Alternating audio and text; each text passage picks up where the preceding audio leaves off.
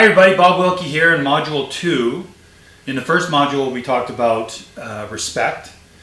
This is another really important piece of the foundation of being a role model. I think it's going to be good. I'm here with my good buddy Dean Swatsky again, and we're going to continue on the conversation. We hope that you learned some things about how important the respect is.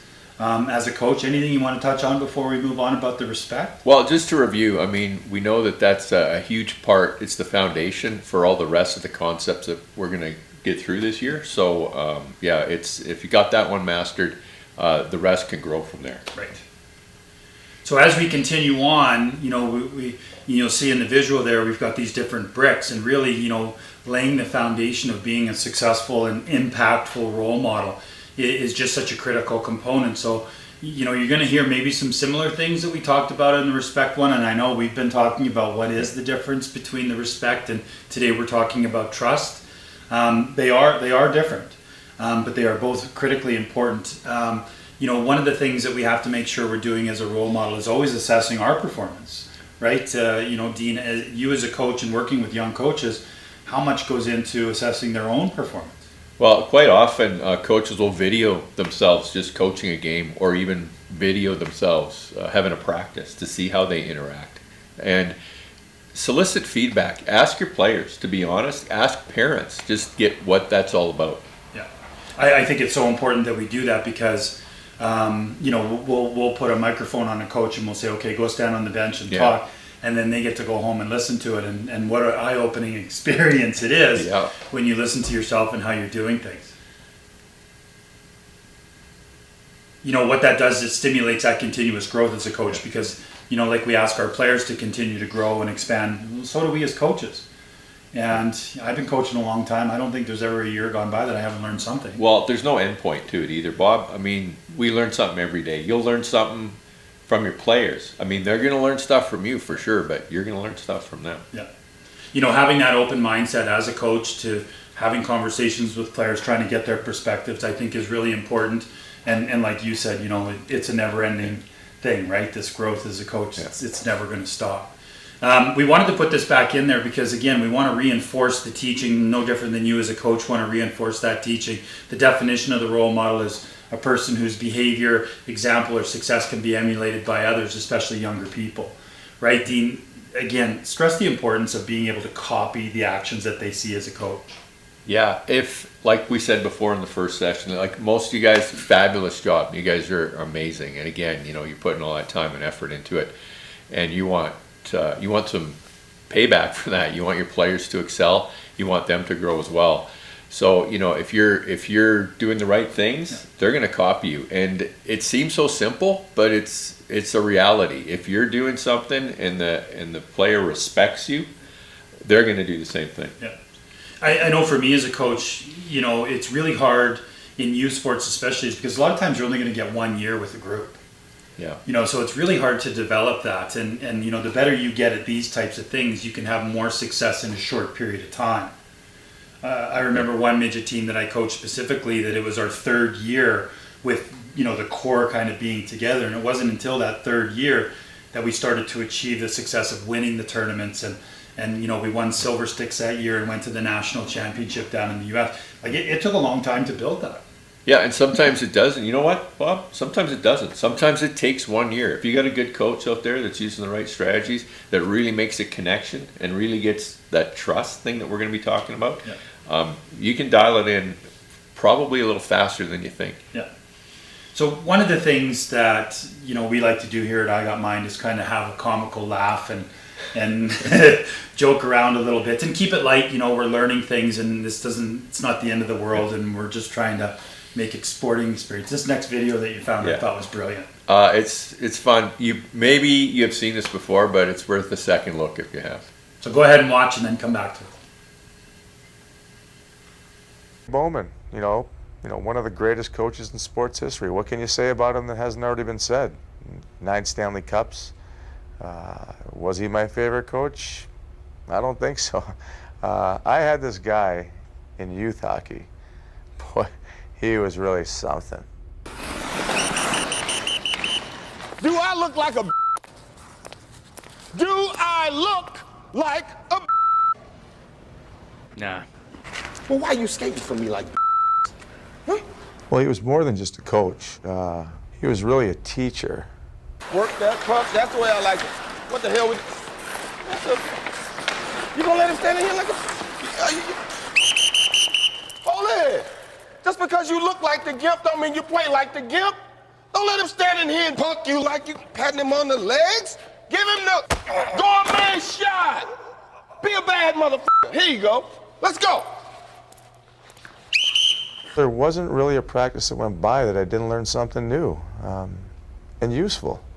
1, drop your glove. 2, catch jersey. 3, over the head. And where I'm from, we call this the Inglewood Jack.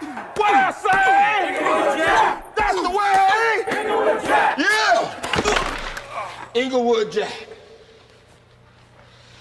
The guy was all about growth, mental, physical, I mean, even spiritual. And you will know my name is the Lord when I lay my vengeance upon thee. There's some coaches out there who are, you know, the tyranny of evil men. I tried myself to just be a shepherd. Inglewood Jack! Inglewood Jack! At most, you know, maintain an air of cool. Get it. Up! Get up! God, let's go!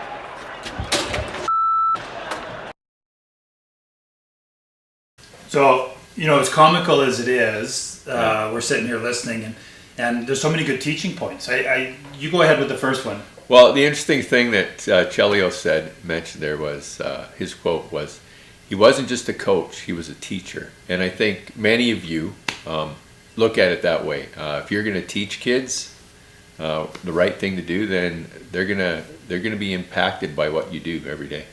The second point for me that I thought was really important, and I can relate to this totally as a player, was that he said, every day I learned something new. And, you know, these young people, they want to come in and they want to learn how to be better. And really, you know, when you're teaching, not coaching as much as teaching, I think you can really have that impact on a young player. And, you know, with that, you just gain more and more respect, right? They respect you more and more because what you're doing is helping them overcome those weaknesses that they know they have. Yeah, exactly. That's exactly what it is, Well. Yeah. And then the last one, I thought, you know, just understanding that the athlete is a whole person, right? It's not just an athlete, right? They're a person first. And he talked about, you know, it wasn't just physically, but it was also mentally and spiritually, where he did that little scene. But it really is true, right? Like we're worried and trying to connect more to the person than we are about the athlete. Yeah, it's the whole person. The whole person. The whole package.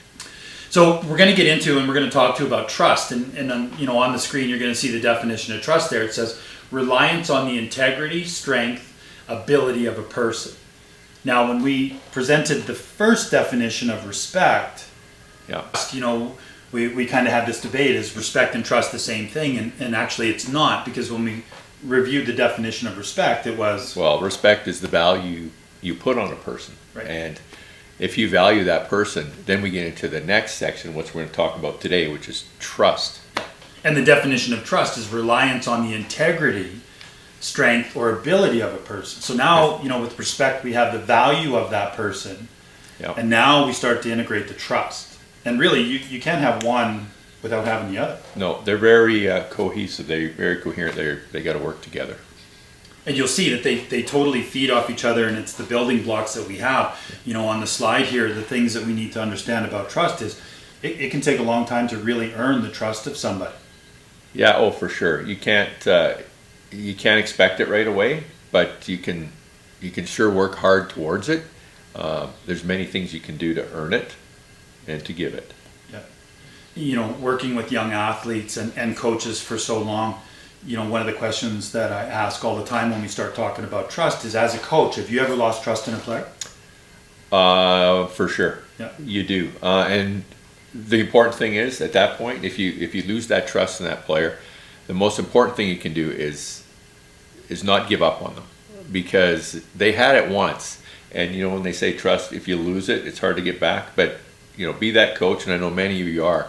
You don't give up on that kid. You figure out what's going on. You have a conversation with him, and he can start to earn that trust back. And sometimes they just need a little reminder of what's going on. Sometimes they're caught up in other things going on in their life, so they might not be aware that they're maybe letting someone down or letting their teammates down. In a future lesson, we're going to bring in Sean O'Grady, who is going to shed some light on how we can do that. Because I know working with a lot of coaches, you try, and then you try again, and then you try one more time, and eventually you get to that point where you kind of give up on a kid. Yeah, and then later, like you mentioned, Bob, there's a subject on it called patience that we'll be doing as well. Right? That's the next foundation.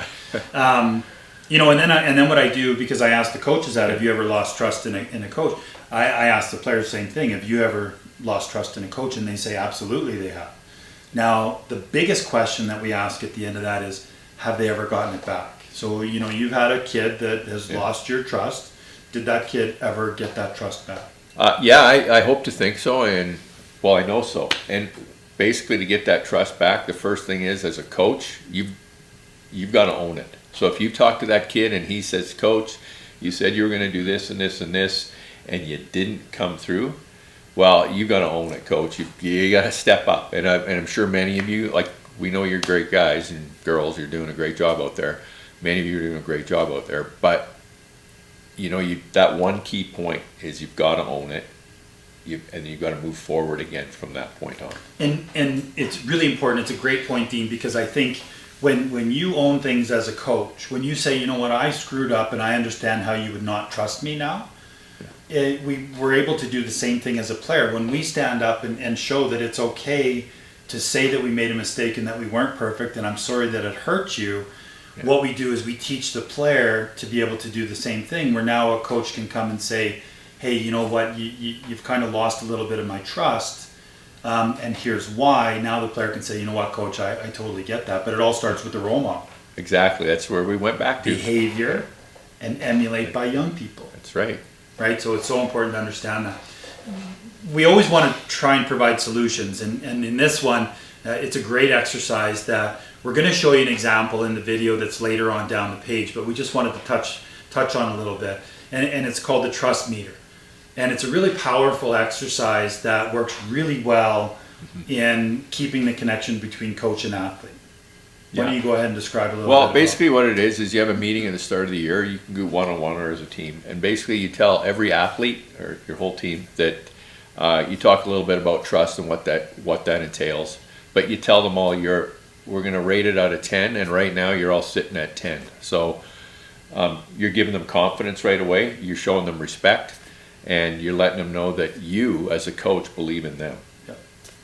And I think it's important because in the last lesson we talked about respect. A coach standing and say, okay, you all have my respect. Yeah, same kind of thing. Same thing you can incorporate now, this trust thing. So everything is maxed out at the highest level possible. We're at a 10. We're all going to start here.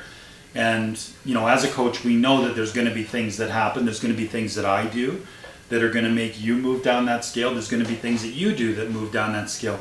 But we're going to continue to have a conversation so that we keep it in a range where we're both feeling productive. Yeah, and you got to check in on it every couple of weeks. Just check that trust-o-meter, see where you are with those players.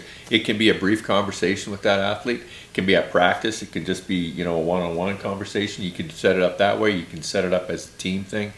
You can have them write stuff down if you want, whatever works.